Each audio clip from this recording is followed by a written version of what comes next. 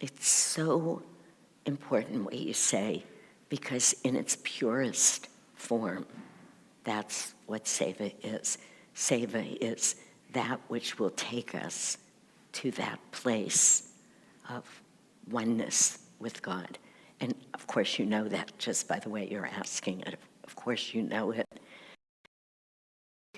Like everything on our path, it's a progression. So I just want to say it because you so sweetly start by saying, I'm not sure I've ever done it perfectly. And I would say, I'm sure I've never done it perfectly. To hold, even if we start with the best intention and we start, when we used to do work days here a little more regularly, we used to never miss a Rajasi day. I don't know if we miss them now, I can't remember. We still don't. And we would have maybe one other work day. But somebody in each small group, for many years we did this, would be assigned to be chanting throughout. So that they would always very softly, but be chanting, or like the person who is going to keep the energy so that while you are taking every last little thing in the book and gift shop off the shelves and dusting, not an easy thing to love doing. It's tedious, actually. At least for most. It would be wonderful if there was somebody who said, I love taking everything off the shelves and dusting. I think Ileana is doing that, actually. But to keep our consciousness there. We start with our mind because we're human, but to keep our heart and our consciousness right there. When I was working outside more, doing more medicine, and these are all just examples because it's very, very difficult. If we were always perfectly with God, we would be free, of course. But when I was in training, I can't think of a time in my life where I would always, on my clipboard, we always had a clipboard when you're an intern and a resident, because you have so many patients, you just couldn't remember all of the details that you needed to show up with what we call rounds. What was this person's hemoglobin? How did this person's x-ray read? And you were talking about 24 different people, and it was a challenging assignment for many years. But on my clipboard, there was always a picture of Master, always, and then a saying of Master. And I would pull that clipboard up, which was a constant recurring activity, and I would be immediately reminded, because I'd be in this frame of mind with a couple of attending physicians grilling me, wanting me to make a mistake, literally. That's what they're there for. They ask you question after question after question till you can't answer. I don't want to go too far into it, but that was what they were there to. They thought what they were there to do. I never behaved that way when I became the attending, but it was difficult. But always to remind myself, and I was young on this path at the time. Master's here. He's answering. He's taking care of the patient. He's doing everything. You are not doing this. Very hard to remember, particularly under more stressful situations. So on my computers, very often there's a picture not on my screen, but literally separate, but there on the computer. Surrounding me on my desks, wherever they are, pictures of the masters, Ganeshas, everything I can think of. There is a mala on almost every flat surface in my life, not just on my altars. And even on my kitchen counter, there's usually a mala. Just wherever you look, how can we be reminded? I just went to look for my mala, but you see, it's here. The reason I'm saying this is because this is such we are trying to beat the mind at its game, and we all know the stories of the mind being so perfect at what it does that, and I know everybody knows this, but the questions are being asked so that we can remind ourselves there's nothing new I could say today. But we can't get through worrying about a child or forgetting that really, in fact, God is the doer. In fact, whether I knew or didn't know who wrote the article on end-stage renal failure that addressed specifically this chemical, I mean, this is what I would be being asked after not sleeping for 2 nights and admitting 15 or 16 patients. Like it was the most important thing in the world. It was absolutely not important. It was zero important.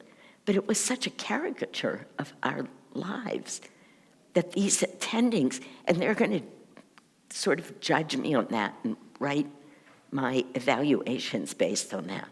Not, Shanti, did you meditate this morning? Did you remember to open to God's guidance as you walked into each room? Have you remembered to open your heart and love that person in the room even before you talk to them about their condition? Nobody ever asked me that, ever. And on no sleep and in life and death situations, it's a caricature of all that's meaningful. It's perfect. And yet, I had to know the answers. Or I was never going to get a good write-up, and I was never going to get a good residency, and on and on. It's nuts. But life is nuts. That's the point. So we are here to try and trick the devil. We're here to try and trick Satan or our ego. It's all the same. And to say, I'm going to remember more often and more often and more often. And I'm going to do that by japa, by always playing your music and your music only, by keeping pictures of you right there, by holding on to my mala as I go for a walk. Whatever it is we do, by taking ourselves out of our minds, out of our minds. And we have to actively work on that. I mean, it's so perfect that this question and that question about a child, the child, it's just, as I said, nothing will take us away from God quicker for most people than their children. Nothing. And, you know, it's interesting, some of the stories in the Mahabharata, many of which we've all heard many times. The one that comes up early in the book is about the queen who keeps drowning her sons that are born. And yet she's drowning her newborn babies who were, everybody thought, going to be the next king. And they needed a next king. I mean, in the world, it was the most important thing. But here's the mother getting other spiritual guidance that she knew transcended that. These are all ways to learn. So that practice, however, how many ways are there to do it? I don't know how many ways. You know, take your phone out every 5 minutes with a picture of whichever guru you'd like to see, or hold that picture in your hand, because we really have to be very good to trick Satan. We do, and it just sneaks in. And those of you in this room, you are and online, you are the best at quickly rising above it or expanding beyond it, because we know that's what we want to do. But the questions that are being asked is, how can I quit going there? That's very hard. They're beautiful questions because they, for all of us to be asking them, speaks to our deepest desire in life, which is to know God know God, to have God, to be one with God in our hearts, to be, when I am gone, only love can take my place, to be in that love, even now. And, the things that we know about seclusion. Sai Ganesh just came back from a seclusion. Then he gave Sunday service. Raise your hand if you've ever seen Sai Ganesh give a service like that. Ever. No. He's so smart. And his services are always wonderful. And he was so purely from his heart. There was not a soul in this place. Many brand new people, they'd never heard any of this. They stayed till the very end, just because seclusion is the price of greatness. So that's another way.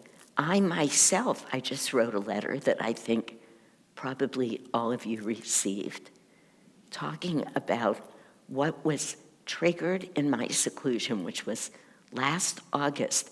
And when I came home, I said to almost all of you, after the first of the year, that my life would change, deeply change, that I would absolutely go more in than out. And New Year's Eve, I felt it. Now's the moment. And by January 8th, a week later, you all got a letter saying, this is the beginning, every Wednesday and Thursday, seclusion, which will be expanded over time or at times, because it's the price of greatness. It's the price of this, of being able to remember, because you come out of seclusion just where Sai Ganesh was. I mean, I was sitting up here with him, and I was saying to myself, yes, he made it. He's very, very much of a head person in many ways. So for years, helping him move much more into that heart. All of this helping him, not me, Shanti, but it's been a thing. And just look how he came. It was exemplary for all of us. So, yeah, all of our teachings say, do this, do that, do this, do that. Why? So that we don't get sidetracked, so that we don't actually think we have to worry about our children with every little thing. We don't at all. We can take care of them, of course, but worry never, ever, ever helps, ever, in any situation. Just sidetracking. And I would also say, by the way, going back to that, just had a thought, that course that we did during the pandemic, The Secret of Emotional Healing, Swamiji's Secrets, The Secrets of Emotional Healing. That was an amazing course. I honestly mean that. Many of you took it. Swamiji came and taught that class. So look up the one on worry, or look up the one on fear if you're feeling afraid, or I don't know what. Everything's in there. Things I didn't even think were an emotion. I wouldn't even have called it an emotion. Swamiji just found exactly the way for every single human emotion to lift it up by a spiritual thread. And the image, which I said during that class many times, which is perfect, is of a puppet that's down here like this, on the ground. And when you find the right thread and you lift it up, it just comes up perfectly. And that's what Swamiji did with that Secrets of Emotional Healing. So when an emotion is getting you, find the course. Many of you took the course, but it's always online that you can tune into. I think we've made it free now, haven't we? So you just go and scan through them and find the emotion and listen to the class.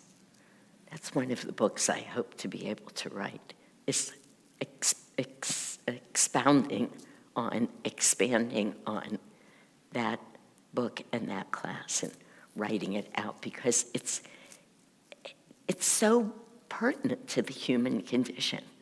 Emotions, it's just, anyway, it speaks to everybody, to every one of us, and we can't move forward without it. So, did I answer your question? I really should say, did they answer your question?